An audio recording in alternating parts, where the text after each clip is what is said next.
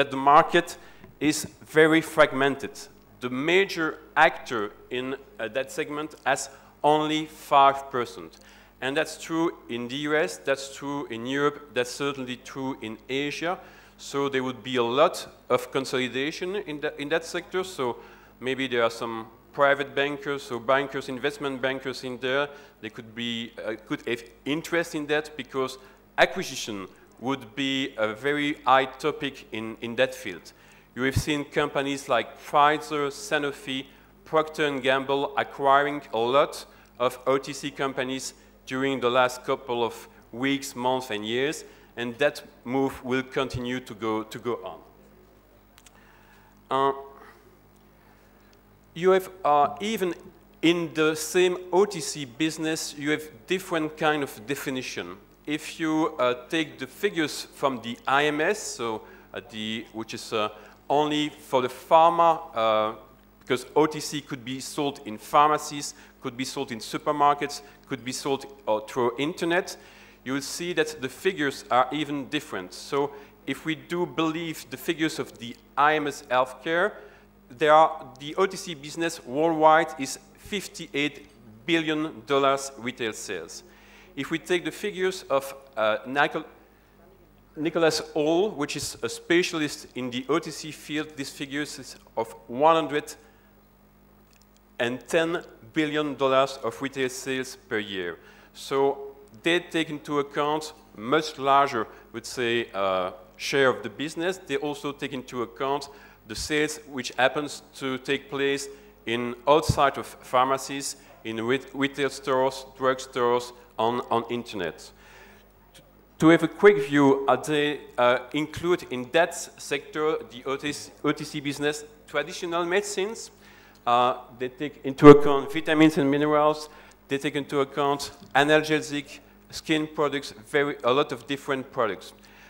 You can even have some more confusion because the same product could be considered as traditional herbal medicines or as nutraceuticals or food supplements. Could have the same kind of ingredients in some preparation would be classified as drugs, as traditional herbal medicines, and the same ingredients, you could find them into food supplements with less registrations, less problem to enter into different markets. That's what makes the business a bit difficult to be understood. The legislation are different for the same kind of ingredients. Maybe that's a very interesting chart. I told you about the pharma industry, which is more and more interested by the OTC business. There is good reason for that. You've seen that the pharma industry has more and more difficulties to find new molecules. They are spending a lot of money in research and development, and they are not able to find a lot of new molecules. So there's also a lot of problems to register all those new molecules. A lot of studies, phase 1, phase 2, phase 3, it takes quite a lot of time and quite a lot of money. So more and more of those pharma companies are interested in the OTC business because OTC business is more easy to enter, it's growing business, and it's easier to find, I would say, new ideas, new innovation in that type of business. And this chart is very interesting because you see in dark blue the evolution of the growth rate of the pharma industry, so the drug, the medicine business. It has been decreasing for the last 20 years. And in light blue, you have the evolution of the OTC business. The OTC business is growing by a much higher pace, and for the first time during the last 2 years, the OTC business growth rate is much higher, is higher than the pharma business growth rate. That trend will continue. I do not know if that's some good comparison point, but in a country like Vietnam, you see that on a worldwide basis, OTC business is only 10% of the pharma business, of all the figures of the pharma business. If you take the example of Vietnam, I do not know if it's a good comparison point, but to give you some figures, the OTC stake of the business is 25%. So in emerging countries, there are much more OTC products than pharma products, and I think that this trend would be going in the same way, so more and more OTC on the market compared to pharma products.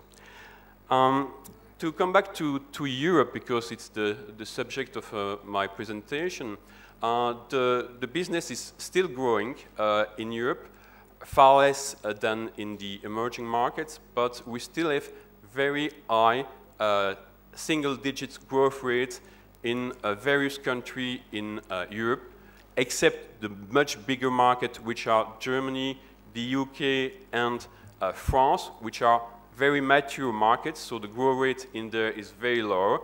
But when you take the example of red point over there, which is Russia, Poland, and all the eastern countries, you have growth rate of more than 10 to 15%. Another interesting market in Europe is Italy, where the growth rate is still quite important, because it's a less developed market. The first market to enter, I would say, nutraceuticals were France, UK, Germany, Belgium, and those markets are showing, I would say, a less higher growth rate than the eastern part of Europe. Maybe that's the most important chart of my presentation, and I think that it shows all the interest of the OTC business.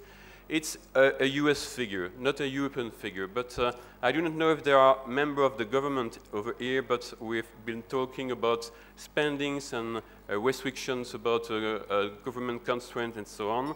This one is very important because on healthcare spendings, it's a huge amount of money, and you could spare a lot of money by going for OTC instead of drugs. I mean that if you take OTC kind of product, it's a question of prevention. You do not need anymore, or you do not need to go as many times by the doctors or by taking expensive drugs. So it shows that every dollar spent on OTC could decrease your spendings by the doctors or for expensive drugs by $7. So it means that for government, we have to put in place a healthcare policy. It's of high interest to invest in those OTC nutraceutical kind of business, because those products are preventing disease and ailments. Just to give you a figures here in India, on the whole spending for healthcare business, 92% is dedicated to cure disease. So it means that only 8% is dedicated to prevent disease and ailment. Maybe it could be of interest to pay a little bit more attention to the prevention kind of business and to the OTC products. To go inside those OTC business, what does it contain? It contains vitamins and minerals, which are very well known. They represent more than 50% of all those nutraceutical type of products, but also plants and plant extracts. You know that plants have been used by the human being for centuries and more to treat different kind of disease. You also know that more than 60% of the drugs, medicines existing on the market are copied from plants. But on the OTC business, in the nutraceuticals, one of the major part of the therapeutic basis we have are extracted from plants, standardized extract of plants, and also different other substances like amino acids, oligo elements, and so on, to enter into the composition of those nutraceutical products. What's of importance is that OTC business is not, I would say, a kind of fancy things. It's not, I would say, less interesting than drugs. You have more and more evidence-based medicines regarding those OTC products. More and more papers are published over the different plants I'm talking about. More and more papers and scientific research are made about vitamins and minerals, showing their interest and their benefits for health. When you have a look at the World Health Organization, more and more also is published about the positive effects for valerian, St. Wort, vitamin C, vitamin D. They are really considered even by worldwide well-known organizations as something of importance in the well-being of the humanity. So that's just a chart that are concerning the type of dosage, the labeling of those products. So there are regulation, but less numerous than the one existing for the drugs, less numerous than the one existing for the medicines. So in Europe, for example, you know that there is a European Union, so normally you have the principle of mutual recognition. So it means that when a product is recognized by one country, normally you could market this product all over the place. So if I've got my nutrient numbers in Belgium, I could normally market my product in France, in Portugal, in Germany, in the UK. That would be very nice. That's normally what it should be. But in Europe, as in many other countries, certain plants could be considered in certain countries as food supplements and as medicines or drugs in others. So, for example, some of our products are not allowed to be marketed as food supplements in Germany or in the UK. So it makes the market, I would say the European market, quite difficult. You could not enter with the same product in every place, even if the European Union is existing.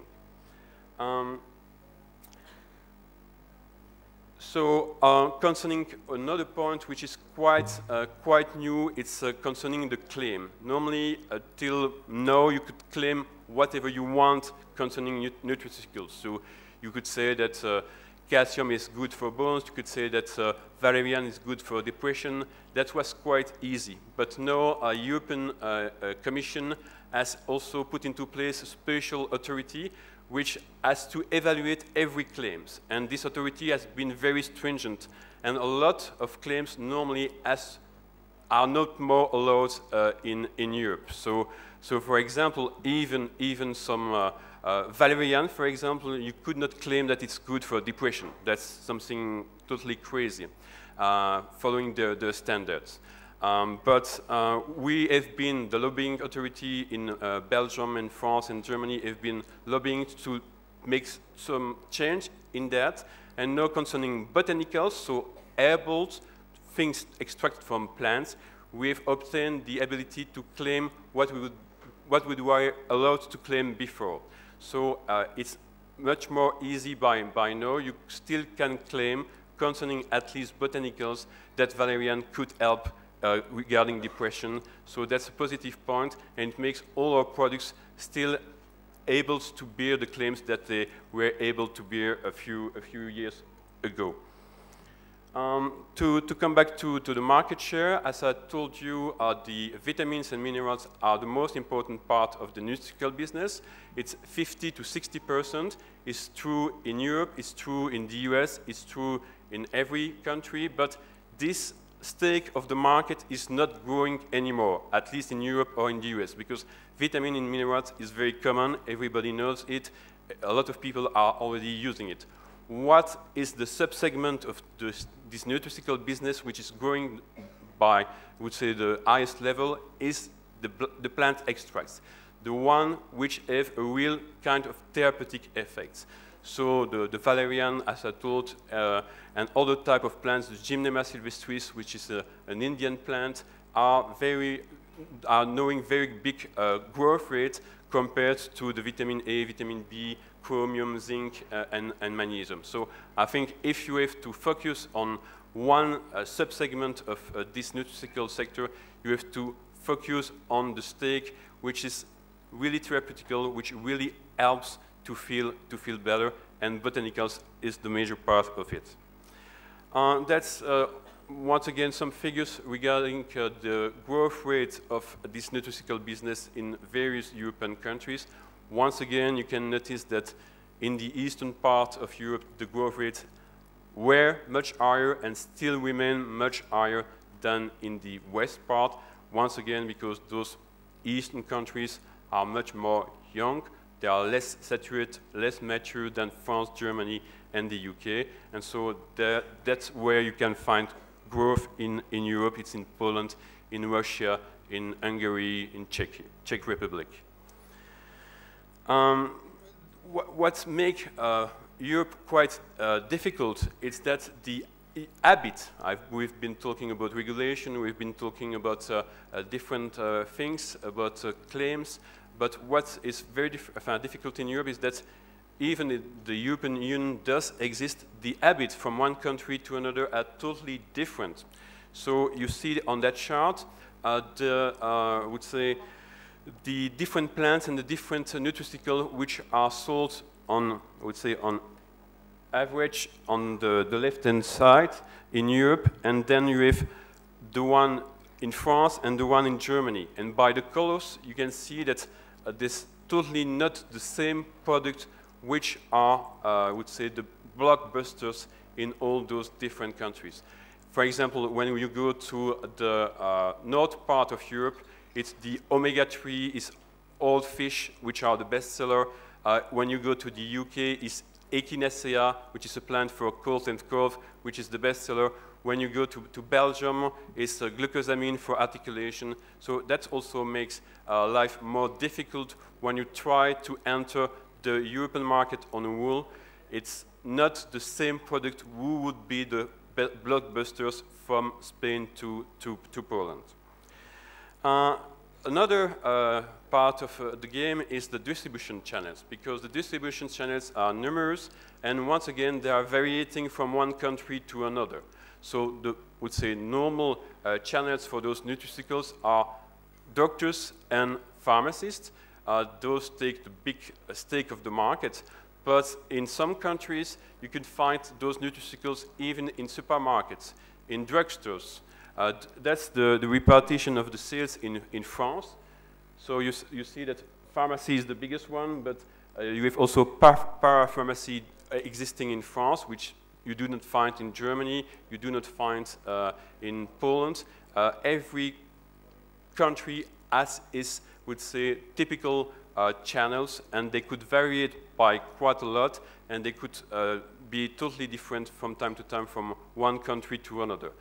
We've been talking here about internet. Internet is also becoming a bigger part of this business, but if I have to give an advice, for all those products, you have to follow, would say, a channel where you are able to give some health advice, so you have the best way to proceed, the best way to market those products in Europe, in the US, as in Asia, is going on the long run with the doctors, with the pharmacist, in place of doing marketing ads and campaign on TV.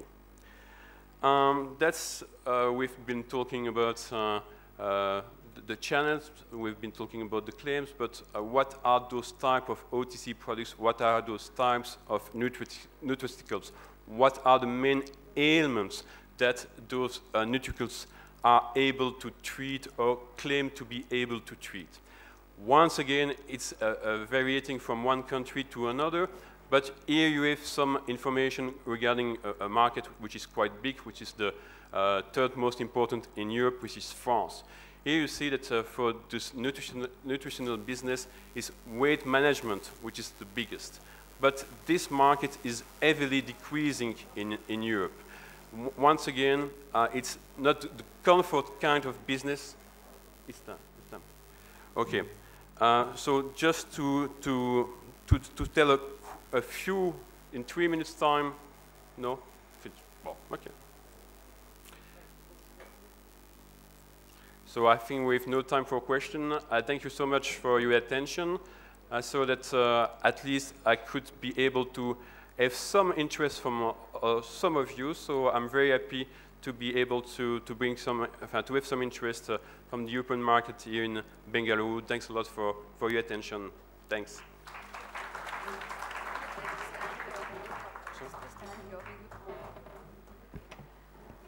Thank you for that wonderful presentation. Now may I request Mr. Satya Brahma to please come on the stage to present a memento.